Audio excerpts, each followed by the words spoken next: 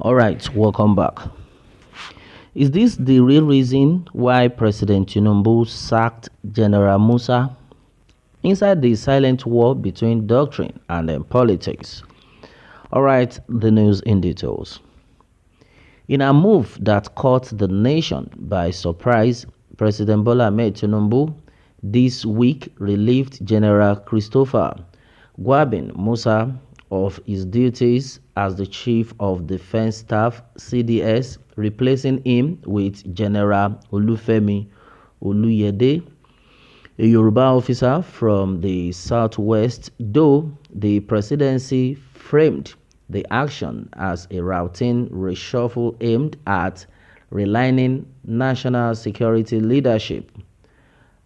Beneath the official rhetoric lies a deeper political and an ideological struggle, one that reveals much about the direction of Tinubu's administration and the competing vision within Nigeria's security architecture. General Musa's exit did not occur in a vacuum. It comes at a time of renewed insecurity across the northwest and the northeast, rising political discontent, and the quiet murmur of a failed coup plot allegedly foiled in early October. But insiders says Musa's removal was not just about performance. It was about philosophy, loyalty, and politics. His uncompromising military doctrine clashed sharply with the more conciliatory approach favored by Tinubu's kitchen cabinet and then the national security advisors Malam Nuhu Ribadu. The ideological rift, peace versus force.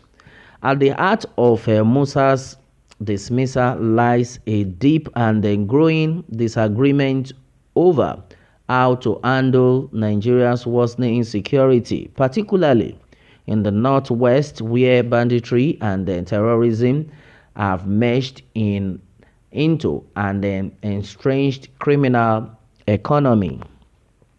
General Musa's approach was firm and uncompromising. He consistently maintained that terrorists and bandits are enemies of the state, not aggrieved citizens to be negotiated with. He argued that peace without justice was an illusion and that dialogue with killers would only embolden others. His philosophy was shaped by years of combat leadership in the Northeast under Operation Lafia Dole and then Operation Adenkai, where he saw firsthand how past peace deal with armed groups often collapsed into renewed violence. President Tinubu's camp, however, has embraced a different philosophy, one driven by political pragmatism rather than military doctrine. The NSA Nuhu Ribadu, supported by some northern APC governors, has championed a peace through dialogue initiative aimed at calming volatile regions by opening communications channel with armed groups. The idea, they say, is to buy stability first, then development. Critics call it appeasement, the government calls it strategy. The Asadus Sunas factor. The ideological divide became public when Sheikh Musa, popularly known by his alias Asadus Sunnah, announced that he had initiated peace talk with the notorious bandit leader Bello Turji, one of the most feared figures in Zamfara and the Sokoto state. Sheikh Musa claimed that the initiative was undertaken with the full backing of the National Security Advisor Malam Nuhu Ribadu and other top government officials.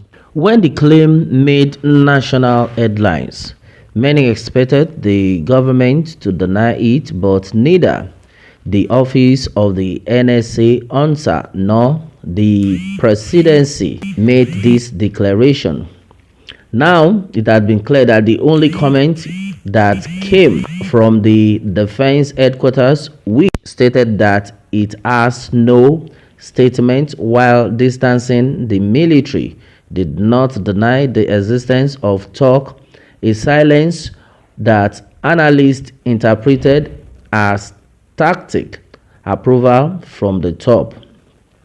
The absence of the denial confirmed what many insiders had whispered, that the federal government was quietly supporting local peace initiatives with select bandit groups hoping to pacify regions where military operations had failed to yield lasting peace. Musa resistance and then isolation. Onto this within the National Security Council, this approach sparked quiet friction. General Musa, known for his candor, was reportedly uncomfortable with what he viewed as the politicization of security. He believed that negotiating with warlords was a betrayal of fallen soldiers and a dangerous development for national authority. At one meeting, sources say he questioned the sustainability of buying peace from criminals, warning that the so-called repentant fighters often regrouped once they received amnesty or material incentives. His insistence on hardline operations and then his advocacy for citizens' right to self-defense in rural communities put him at odds with both the NSA and then some northern political elites who preferred a less confrontational posture. Over time, Musa found himself increasingly isolated within the inner circle of power, while his professionalism earned him respect within the armed forces. His refusal to align with Tinubu's political doctrine of negotiated calm may have sealed his fate. Two doctrines, one presidency. Onto this, Musa's doctrine, Tinubu/Ribado doctrine. No dialogue with terrorists or bandits. Military action only dialogue, and then amnesty for short-term peace and political stability. Advocated citizens' right to self-defense against rural attacks. Favored centralized peace committee under government supervision. Saw banditry as criminality, not a social issue. Viewed it as an outcome of social economic neglect requiring dialogue, prioritized deterrence and then justice over political expediency, prioritized calm and then optics over prolonged welfare. The contrast, one moral, one political, became irreconcilable for Tinubu. The choice was clear between an uncompromising soldier and a flexible doctrine that aligns with his political survival.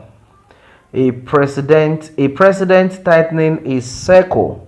Observers note that the sack fits a growing pattern of ethno-regional consolidation of power around Tinubu's long-time political base, the Southwest. In recent months, the president has stacked key institutions with loyalists or allies from his trusted Lagos network.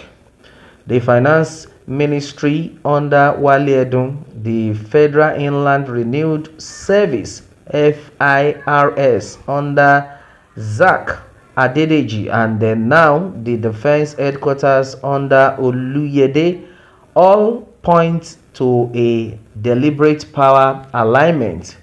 Critics warn that this shift upsets Nigeria's delicate north-south and then Christian-Muslim balance, especially since Musa, a northern Christian from Kaduna State, represented both military professionalism and then regional inclusion for a nation built on fragile federal equilibrium.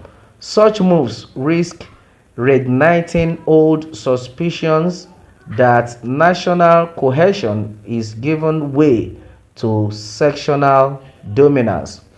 But for the president, this appears to be about control, with economic challenges, anti-government protests, and the political tensions simmering. Tinubu seems determined to ensure that every institution of power, especially the military, is firmly loyal to its political center.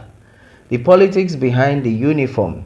Beyond ideology, the decision reflects raw political calculus. President Tinubu's administration has faced mounting criticism from the north, where insecurity and economic hardship have combined to erode public confidence.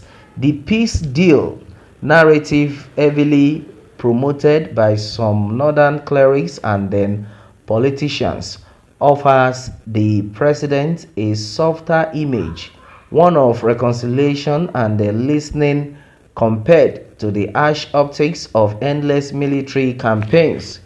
Removing Musa therefore served two purposes. Now, it neutralized a dissenting voice within the Security Council who opposed the peace agenda. It allowed Tinubu to recast the defense leadership with a loyalist more willing to align with the government's broader political and security objectives. A nation at crossroads. Nigeria's struggle against terrorism and banditry has never been purely military. It has always been political, economic, and then deeply moral. But this latest reshuffle exposes a crucial question: can peace, built on negotiation with armed warlords, deliver justice to their victims, or does it merely postpone another cycle of violence? For many Nigerians, General Musa removal is more than a personnel change. It is a turning point in signals, a shift from doctrine of hardline defense to one of calculated accommodation. Whether this new path leads to stability of embodies criminal network remains to be seen.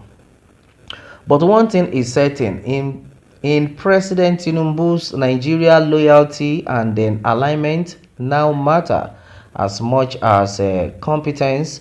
The silent war between military conviction and then political control has ended, and then politics once again has triumphed over principles. Final thought: in the end, the question lingers: was General Musa fired for failing the president or for refusing to fail his conscience? All right, my people, a lot was said in this passage that I've just read, but majority of people are of the opinion that everything that had been said should not be believed about General Musa, and some are of the opinion that actually General Musa did his best. But come to think of it, as far as the country is, a lot of things actually went wrong when General Musa was there. But the fact remains that either they like it or not, the truth will definitely come out. Until I come your way next time, I say bye for now.